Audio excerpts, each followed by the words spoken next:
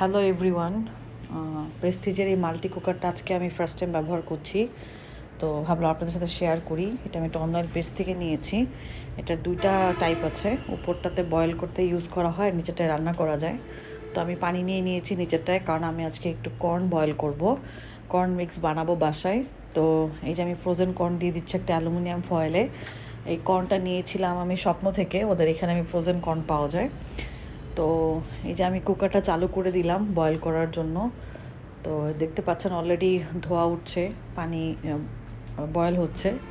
তো এখানে দুইটা মোড আছে, 1 and 2। আমি 1 মোডে চালাচ্ছি, তাতেই মোটামুটি খুব অল্প সময়ে পানি বয়েল হয়ে গিয়েছে।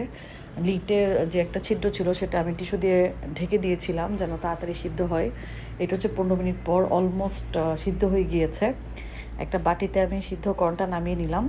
এখন এটাতে আমি একটু স্পাইসেস মিক্স করব। একটু মরিচের গুঁড়া নিলাম। অনেকে লেমন জুসও দেয়, আমার বাসায় লেমন জুস ছিল না, তাই আমি দিতে পারিনি। তো মরিচের গুঁড়ার সাথে আমি একটু সল্ট অ্যাড করব। এটা টেস্ট অনুযায়ী অ্যাড করবেন। আমি সল্ট কম খাই, তাই আমি অল্প নিয়েছি। এরপর আমি একটু সুগার অ্যাড করে দিচ্ছি, কারণ আমি সুইট অ্যান্ড স্পাইসি ফ্লেভারটা আজকে বানাচ্ছি বাসায়। তো একটু সুগার দিয়ে দিলাম। এরপর আমি এটাতে মেয়োনেজ দিব। আমি নেপোলের মেয়োনেজটা রিসেন্টলি ইউজ করছি, দেশি পণ্য, টেস্টটা ভালোই আছে দামের তুলনায়। তো একটু মেয়োনেজ নিয়ে নিলাম। এখন এটা আমি ভালো করে মিক্স করব। এখানে যদি লবণ চিনি কিছু অ্যাডজাস্ট করতে হয় করে নেবেন। এই তো হয়ে গেল।